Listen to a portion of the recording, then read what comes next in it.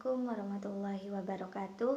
Perkenalkan, nama saya Siti Maryam, NIM E2019-2115 dari kelas Ekonomi Syariah 3. Di sini saya akan menanggapi sebuah video dari Bapak Abdul Wadud Nafis selaku dosen Ekonomi Makro Islam yang berjudul Tanggapan Ekonomi Tertutup Tanpa Kebijakan Pemerintah. Yang pertama, saya akan menjelaskan apa itu perekonomian dua sektor.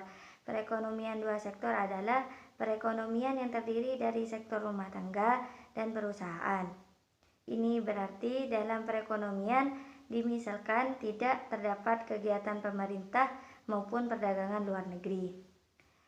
Selanjutnya, ciri-ciri aliran pendapatan dua sektor. Yang pertama, sektor perusahaan menggunakan faktor-faktor produksi tersebut memperoleh pendapatan berupa gaji dan upah, sewa, bunga, dan untung. Yang kedua, sebagian besar pendapatan yang diterima rumah tangga akan digunakan untuk konsumsi, yaitu membeli barang-barang dan jasa yang dihasilkan oleh sektor-sektor perusahaan.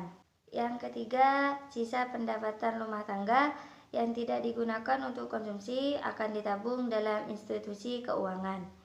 Yang keempat, pengusaha-pengusaha yang memerlukan modal untuk melakukan investasi akan meminjam tabungan yang dikumpulkan oleh badan-badan keuangan dari sektor rumah tangga. Selanjutnya, hubungan antara konsumsi dan pendapatan. Ciri-ciri hubungan konsumsi dan pendapatan. Yang pertama, pada pendapatan yang rendah, rumah tangga akan menutupnya dari tabungan atau mengambilnya dari tabungan.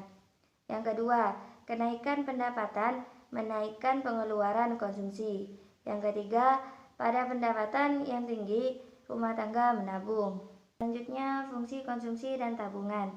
Fungsi konsumsi adalah suatu kurva yang menggambarkan sifat hubungan di antara tingkat konsumsi rumah tangga dalam perekonomian dengan pendapatan nasional atau pendapatan disposibel perekonomian tersebut. Yang kedua, fungsi tabungan.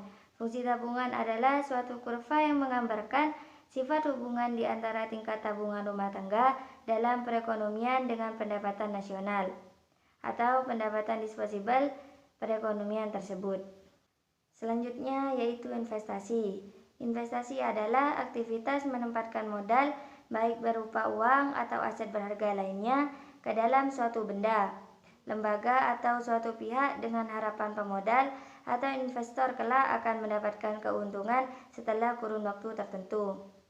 Selanjutnya, penentu tingkat investasi. Yang pertama, investasi, keuntungan, dan tingkat bunga. Yang kedua, ramalan mengenai keadaan ekonomi di masa depan. Yang ketiga, kemajuan teknologi. Yang keempat, tingkat pendapatan nasional dan perubahannya. Yang kelima, keuntungan yang diperoleh. Mungkin itu saja yang dapat saya sampaikan, kurang lebihnya mohon maaf. Assalamualaikum warahmatullahi wabarakatuh.